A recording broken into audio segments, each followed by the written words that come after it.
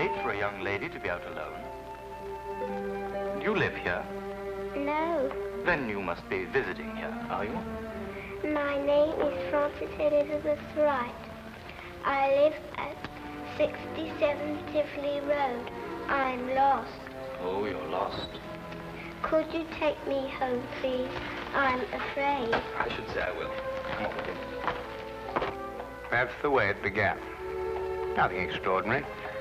For in a large city like London, a lost child is such a common occurrence that many a far-seeing bobby arms himself with a bag of chocolates in addition to his nightstick. No one suspected that this was the beginning of a case that was to rock all England.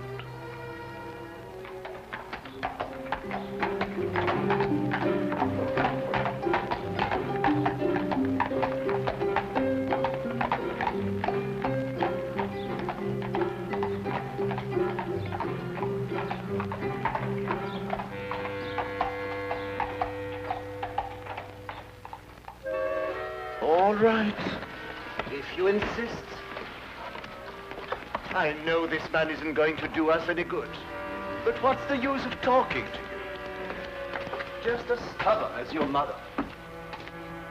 I suspect we're having visitors. Oh, really? 23 and 27.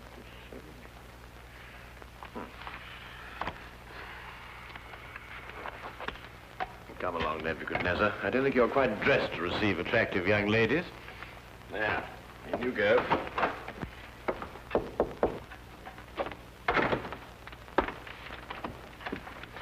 Won't you come in? Mr. Holmes, Sherlock Holmes. At your service, sir. Martini. George Martini is my name. This is my daughter, Margaret, who is of the stubborn opinion that you can help her. It will be a privilege, sir.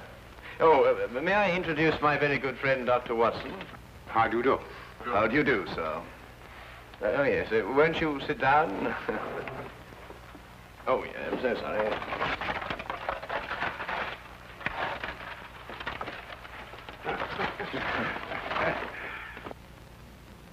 How can I be of any assistance to you? This is rather a confidential matter. Oh, yes, yes. Dr. Watson is both the soul of discretion and my invaluable colleague in all my cases, especially the more delicate ones. I see. Well, there's this fellow, Richard Trevor is his name, who's been courting Margaret here. A sly one, if I ever saw one. I could tell by the shape of his ears, and the fact that he belonged to that upstart Shield and Castle club. There was nothing wrong with his ears. They were beautiful, both of them. Nevertheless, he gave her the impression that he was going to see me last night and ask for her hand in marriage. Instead, the scoundrel sent me some fantastic note about being detained and then never appeared at all. I want you to find out what happened to him. What did Mr. Trevor say in his note? That he would be detained because he had run into a little girl who was lost and was taking her home. Have you made any inquiries at his home? Yes, with Father, of course. I don't think it's genteel to go to a man's rooms, even if he is your fiancé. Quite right. Quite right. There was no sign of him, but his clothes were all there. He wouldn't run off without his clothes, would he? No, hardly. Pure a guess. A deduction. Just as I deduced that you have a scar on the left side of your head, which you received in a naval battle. I'll be bound. How did you know that? Well, a right-handed man normally parts his hair on the left. Your parting is on the right, thereby indicating that you've changed it at some time or another to hide a mark. As to how you got it, that's obvious to me by the fact that you carry on your watch chain the insignia of His Majesty's ship Assault, which everyone remembers distinguished herself heroically off the coast of Africa. Well done, Holmes. I declare, well done.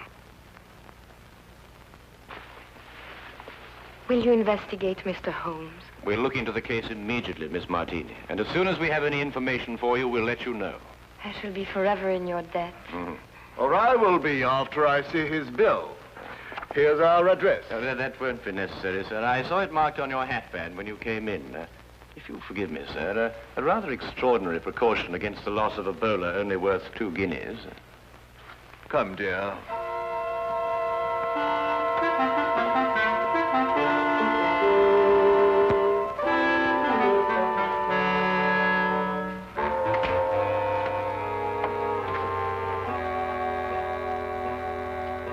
Not long after moving in with Sherlock Holmes, I had come to the conclusion that his mind was as organized as his housekeeping was not. He was, without a doubt, the most perfect reasoning, observing machine I had ever encountered. And just watching him think had become sheer fascination. I tried to put myself into his brain now and deduce what had happened to the missing Mr. Trevor. Did it occur to you he might have had an accident and even now be lying in a hospital at this very moment? You, being a doctor, would think of that. But if that were the case, surely the hospital would have informed someone by now. Maybe he skipped off and left her then. There's no guarantee he won't come back for his clothes or have them sent on to him. I'd grant that if he hadn't sent that note. A man deserting a girl isn't likely to send a note at all. And if he did, he couldn't conceive, as Mr. Martini put it, of such a fantastic one. The case is more than complex, Watson. And when we solve it, we shall also know what became of the others. What others? Oh, Watson, would you pass me my tobacco pouch? Well, where is it? It's in the toe of the Persian slipper, under your chair. All right. There you are. Oh. Thank you, Watson. Now, what others? Well, it's come to my attention during the past 2 weeks that 7 men have disappeared, totally evaporated from the face of London. They had no reason to run away, every reason to stay. Trevor fits perfectly into this fabric. You mean then that there's more in this than just the disappearance of that young lady's fiancé? Unless you accept 8 consecutive coincidences. Could you accompany me this afternoon? Where? To the last place where Trevor must have been before he met the little girl. But you don't even know where that was. I'd say it was the upstart Shield and Castle Club. Why there? Well, if you were about to confront a man like Mr. Martini to ask for the hand of his daughter in marriage, what would you do first? I'd probably have a couple of stiff drinks first. And if you were a member? At the Shield and Castle Club, eh? By Jove, Holmes, of course. That's just what I would do. You see, Watson? You've been of invaluable assistance to me already.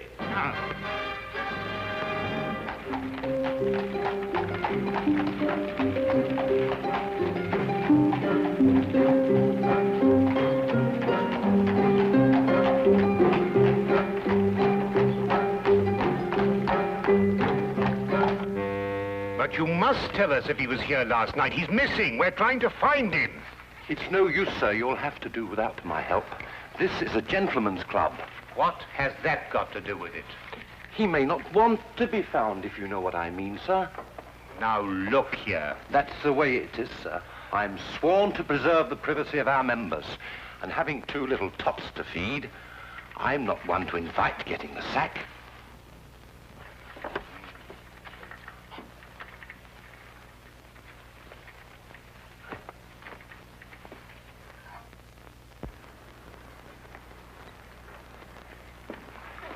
I say, where have you been? This is meant to be your case, you know, and I've been doing all the investigating. Yeah, do you know that Trevor was here last night? How do you know? Well, to my utter amazement, one of my keys fitted the door to the office. I went through all the chits and found one signed by him. It's just as you thought. He boasted his courage with the aid of stimulants from the bar. Do you mean you've broken into the office? Do you want to have us arrested? Us? Yes, by keeping the barman occupied, you served as my accomplice. Now, really, Holmes, you've gone too far. Now, the thing to do is to find the carriage that both Trevor and the little girl took. How do you know they didn't walk? Well, if she lived near enough to walk home, is it likely that Trevor would have sent a message saying he was going to be detained? What extraordinary reasoning. Not extraordinary at all, my dear fellow. Really quite ordinary. Oh, what on earth do you think you're doing, Mike?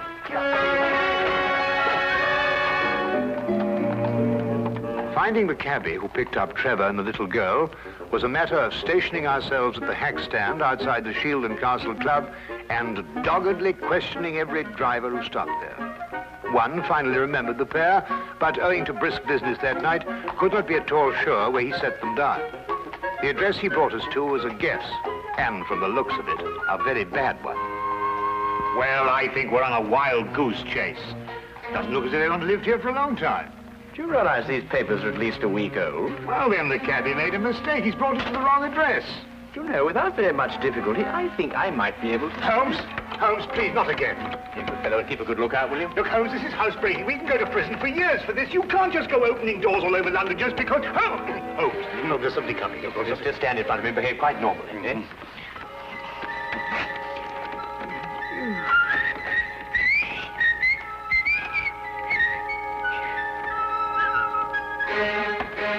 What's the normal behavior for housebreaking? You coming? Look here, Holmes, the doctor doesn't do this sort of thing. I'm sure it's unethical. You can't expect me to... Oh!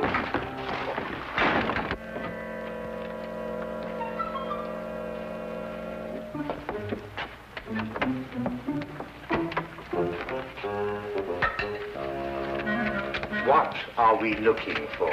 I'm not quite sure yet. You won't find anything here. You said yourself the house has been unoccupied for the last week.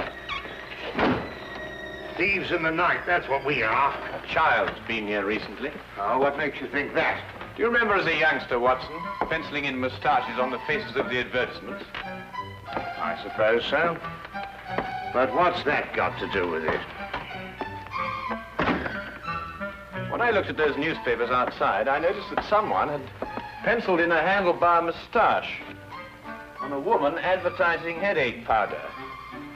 I'd assumed that a child did it. More than that, since the papers were only a day old, I'd also assumed that a child has been here very recently. Why should the child bring Trevor here to an unoccupied house? That, Watson, is the core of our problem. Excuse me a minute. Huh? Oh.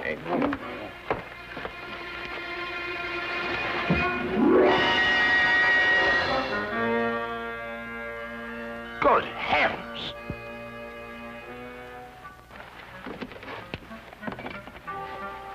Trevor? Fairly safe assumption, Watson. Yes. And from the pallor of his skin, I'd say he'd recently been given an overdose of strychnine. I'd also deduce that he's the 8th victim of a very strange murderer.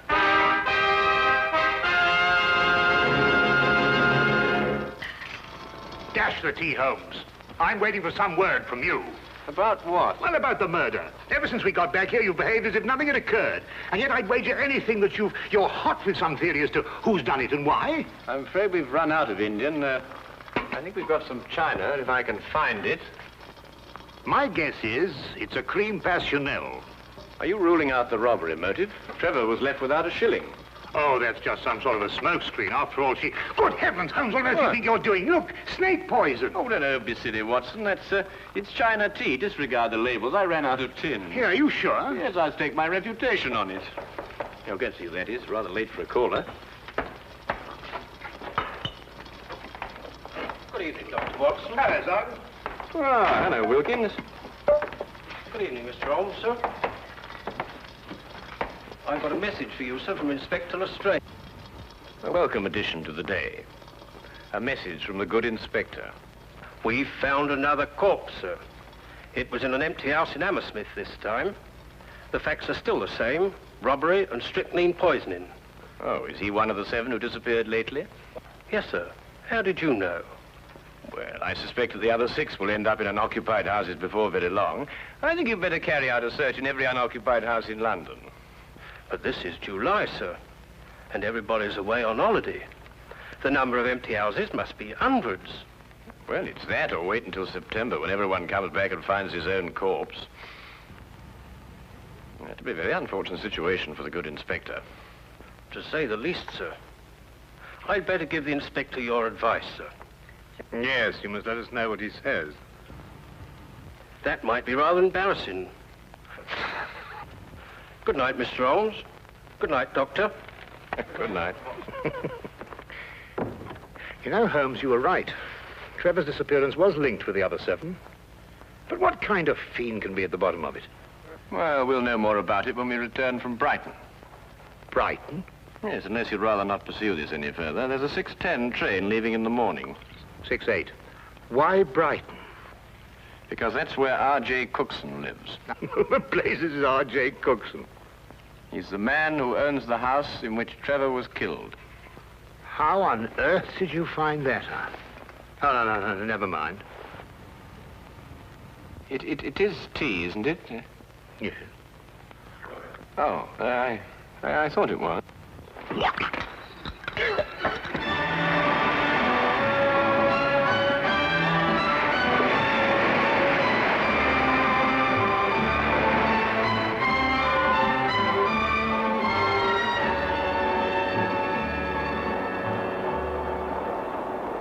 Have you ever heard anything so incredible? A corpse in my fireplace.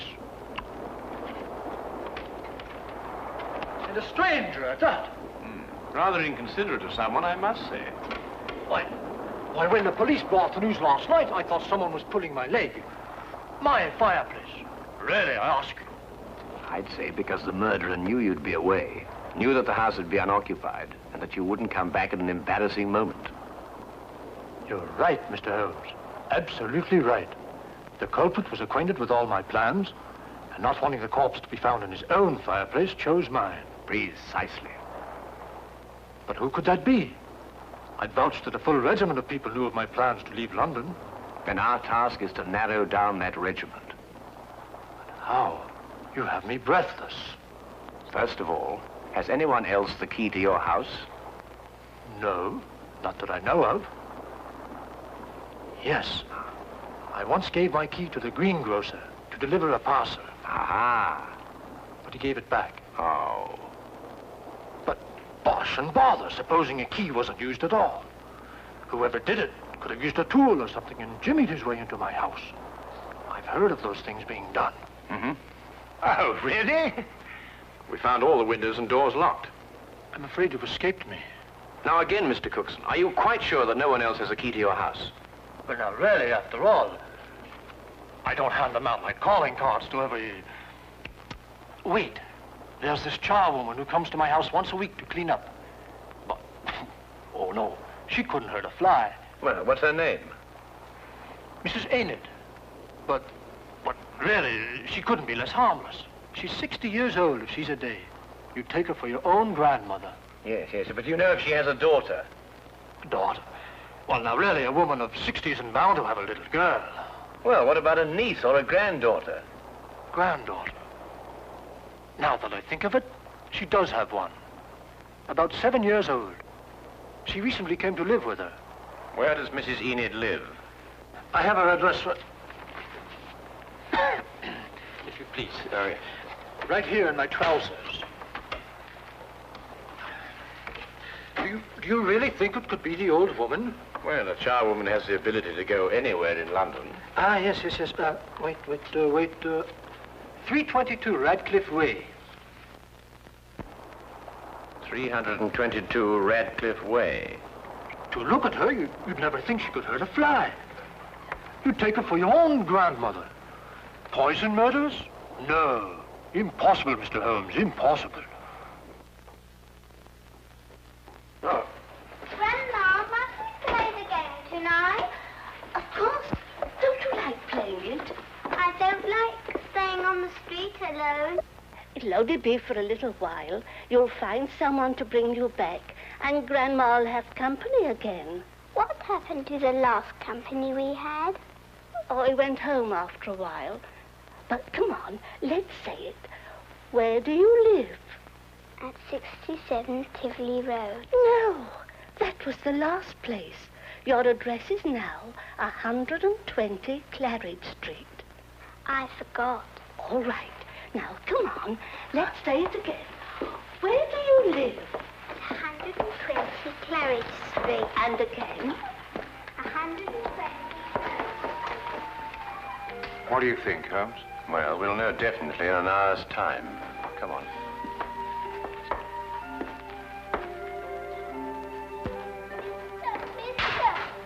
Oh, hello. Oh, well, it's pretty late for a little girl like you to be out on her own. What's your name? My name is Frances Elizabeth Wright. I see. And where do you live? I live at 120 Claridge Street. I'm lost. Oh, dear. That would mistake you home. Come along, then. You must come in and try some of my divinity fudge. It's the least I can offer you for your kindness in bringing Francis home. Well, that's very kind of you, but really I ought to be getting along. It's just been made. Delicious. You'll make an old woman very happy if you'll try the first slice. Oh, very well, then. I am rather partial to divinity fudge. Francis. Thank you.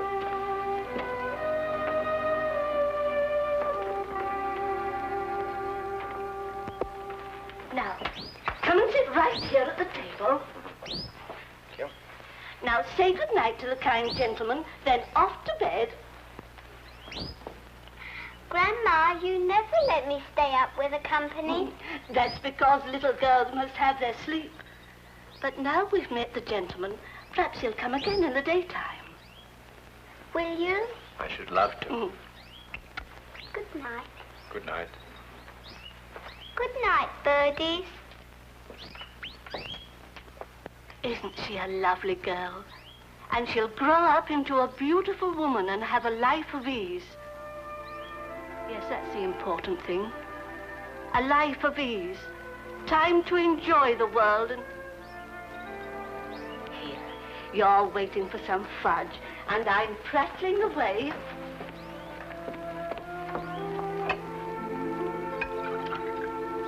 Here it is. And a glass of cold milk to go with it.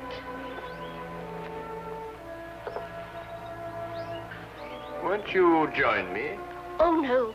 My doctor would never permit it. I only prepare this sort of thing for people who drop in, like you. I see. Smells very good. If I have one speciality, it's divinity fudge. You'll find it heavenly.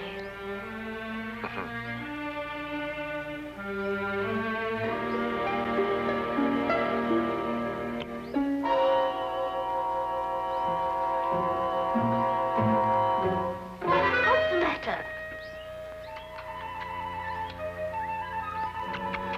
Nothing. I just wanted to give the birds a bit first. Don't. Birds don't eat fudge. Oh, yes, they do. They love it. Come on, old chap. Have a... No, you can't. Who are you?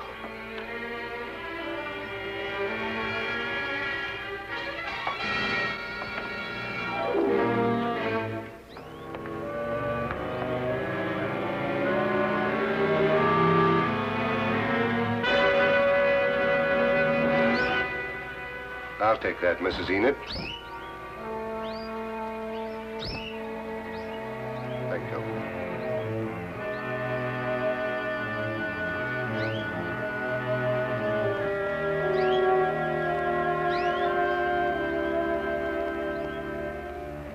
I needed money for the child.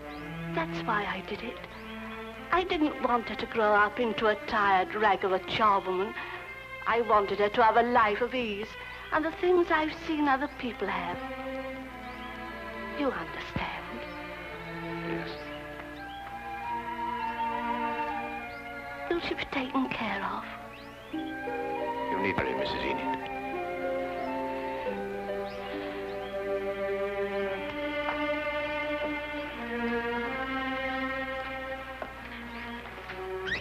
I wish now I hadn't tried to poison you. You might have visited us again as you promised, and we'd have been such good friends.